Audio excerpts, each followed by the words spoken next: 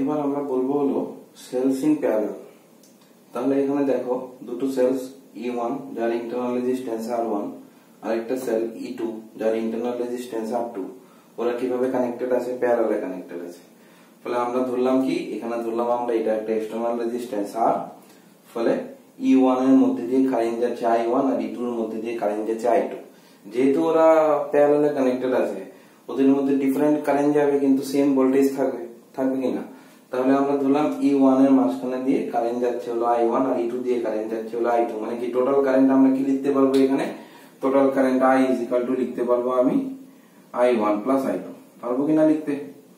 এবার আমি যদি ভোল্টেজ ড্রপ বের করি, নাও পোটেনশিয়াল ডিফারেন্স অ্যাক্রস E1 যদি বের করি, তাহলে আমরা কি লিখতে পারতাম?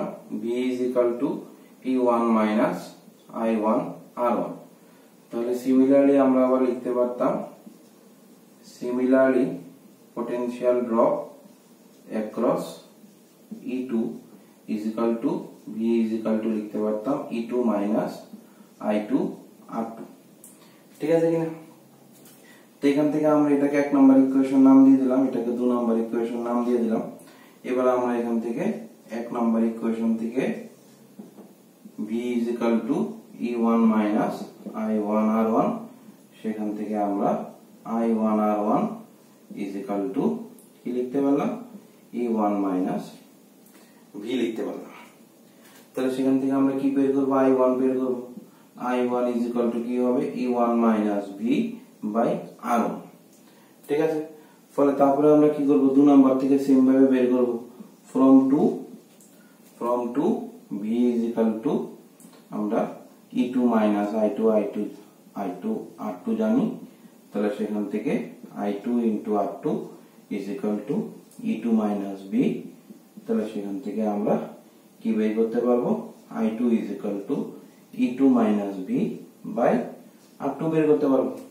তাহলে আমরা I1 আর I2 এর ভ্যালুগুলো নিয়ে এবার কোথায় বসাবো? তাহলে এবার total current I1 plus I2, এই যে ইকুয়েশনটা ছিল সেখানে বসাবো। তাহলে এখানে বের করলাম I1 আর I2। এবার আমরা করব কি? এবার আমরা করব যে now total current I I1 plus I2। তো I1 এর জায়গাতে তার ভ্যালুটা পুট করে দিব, E1 minus V by R1 plus E2 minus V by R2। এখানে আমরা এটাকে সাজিয়ে লিখব E1 by R1 minus V by R1 plus E2 by R2 minus V by R2। ঠিক আছে, তাহলে এখান থেকে আমরা একটু কমন নেব। আমরা এখান থেকে E1 by R1 plus E2 by R2 থাক, এদিকে মাইনাস V কমন নিয়ে 1 by R1 plus 1 by R2 লিখতে পারবো। ইজিক্যাল টু লেফট সাইডে আমাদের কি চলছে? লেফট সাইডে আমাদের I চলছে। তাহলে এবার আমরা ভিটাকে এই সাইডে আর আইটাকে এই সাইডে নিয়ে চলে যাই। তাহলে V into 1 by R1 plus 1 by R2 equal to লিখতে পারবো E1 by R1 plus E2 by R2 minus I। তাহলে সেখানে এবার একটু এলসিএম করে নিই। R1 R2 এলসিএম হয়ে যাবে, এখানে থাকবে E1 R2 plus E2 R1 minus I। আর এদিকেও যদি আমরা এলসিএম করে একটু সিম্পলিফাই করে নিই, তাহলে R1 R2 এলসিএম, এদিকে থাকবে R1 প্লাস R2। ঠিক, তাহলে এটা আমরা V into this is equal to E1 R2 plus E2 R1 by R1 R2 minus I লিখতে পারলাম। এবার আমরা ভিটাকে আলাদা করে ফেলবো, শুধু ভিটাকে আলাদা করে ফেলবো। তাহলে এবার আমরা কি লিখতে পারতাম? এবার আমরা লিখতে পারতাম V is equal to E1 R2 plus E2 R1 by R1 R2 whole divided by, এটা দিয়ে ডিভাইড করে ফেলছি, তাহলে R1 plus R2 by R1 R2 minus I whole divided by R1 plus R2 by R1 R2। তাহলে সেখান থেকে এটা কেটে যেত, তাহলে থাকতো কি E1 R2 plus E2R1 by R1 plus R2 minus I, এটা উপরে চলে যেত, R1 R2 উপরে R1 plus R2 নিচে is equal to কি থাকতো, B থাকতো। ঠিক আছে, এবার আমরা কি করব, এবার আমরা এই যে পার্টটা পেলাম, এই পার্টটা পেলাম, এটাকে আমরা লিখব E ইকুইভ্যালেন্ট, আর এই পার্টটাকে লিখব R ইকুইভ্যালেন্ট। ঠিক আছে, আমরা দেখলাম না আগের ইকুয়েশনে যে V ইজ ইকুয়াল টু কি হয়, E মাইনাস I R হয়। তাহলে আমার V তো V আছে, E জায়গাতে কোনটা এসেছে এটা, তাহলে এটাই আমার E equivalent. I into R, আর এই জায়গাতে কোনটা এসেছে এটা, এটাই আমার R ইকুইভ্যালেন্ট।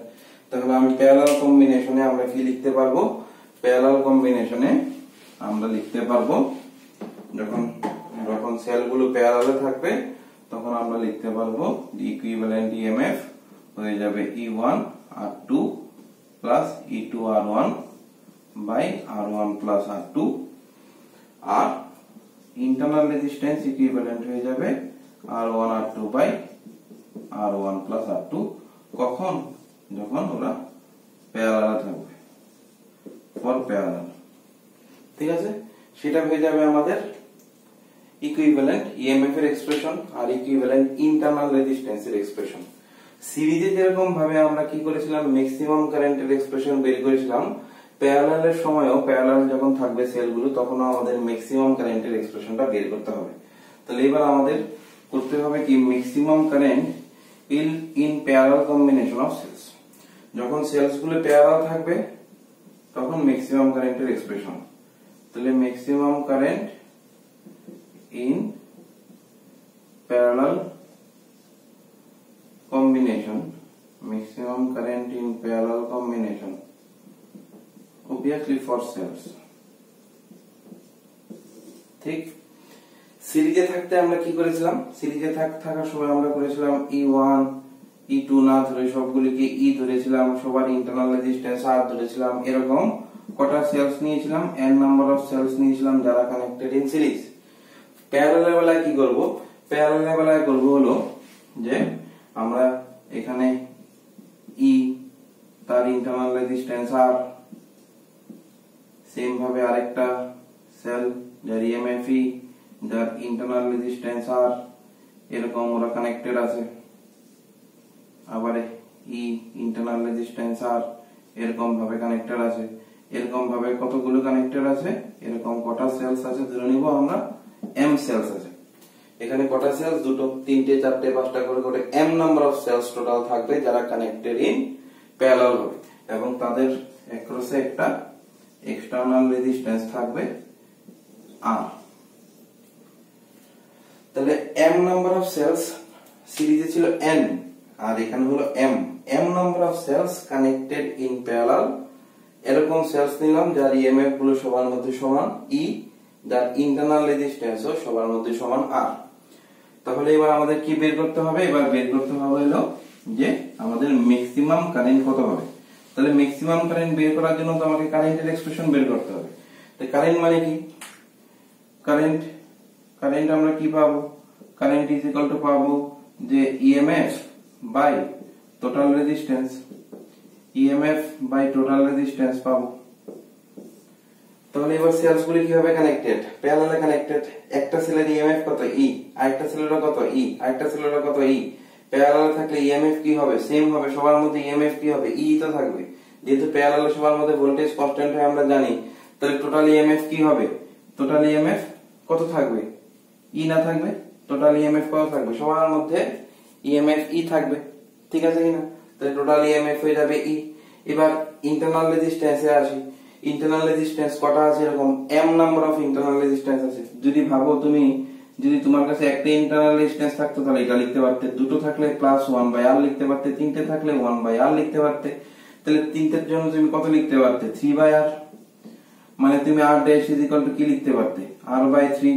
তাহলে তোমার কাছে যদি এরকম ভাবে m নাম্বার অফ সেলস থাকে যারা কানেক্টেড ইন সিরিজ প্যারালাল, তুমি r dash is equal to কি লিখতে পারবে, r/m।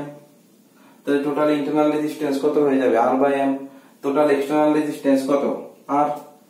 তাহলে টোটাল ইন্টারনাল রেজিস্ট্যান্স কত হয়ে গেল, আর বাই এম হয়ে গেল।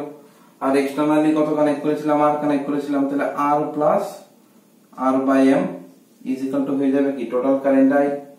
এবার এটাকে যদি এলসিএম করতাম তাহলে এম ই হয়ে যেত উপরে, এদিকে হয়ে যেত আর plus M R plus small আর, এটা হয়ে যেত না টোটাল কারেন্টের এক্সপ্রেশন। এখান থেকে এম এলসিএম করলাম, এম টা উপরে তুলে দিলাম, এখানে এম এলসিএম করলে এম ইন্টু আর প্লাস আর থাকতো, তাহলে এটা হয়ে যেত আমার টোটাল কারেন্ট। এবার এই টোটাল কারেন্টটা কখন ম্যাক্সিমাম হবে, কখন কারেন্টটা ম্যাক্সিমাম হবে, যখন এই ভ্যালুটা মিনিমাম হবে।